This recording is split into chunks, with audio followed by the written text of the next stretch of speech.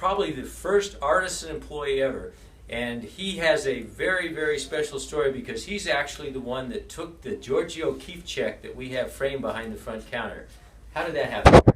Well, Georgia came in and didn't say anything. She just kind of spooked by in her black garb and was over by the oils, and we were all behind the counter, and Bill said, "Go wait on her, go wait on her."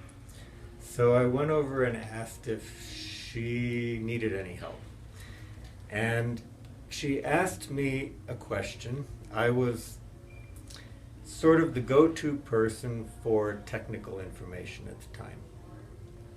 And she asked me a question about Winsor Newton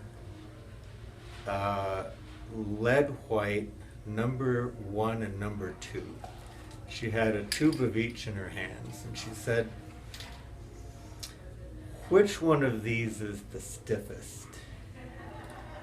And I knew that answer, but I hesitated just for a second.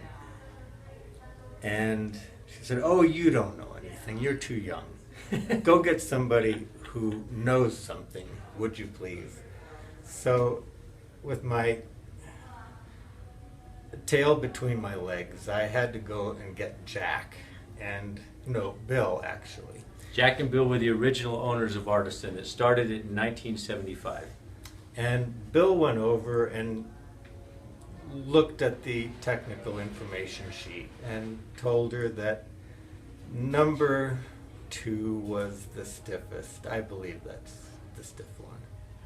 And so that's my experience of Georgia. She didn't think anybody my age could possibly know anything. Well, Eric is famous now for being the one that has taken the check that is behind the counter at the Cerrillos Road store, and we've had it reproduced numerous times, and there are free handouts that you can take of the Georgia O'Keeffe check in the store. And thank you, Eric, for telling a fascinating story. My pleasure.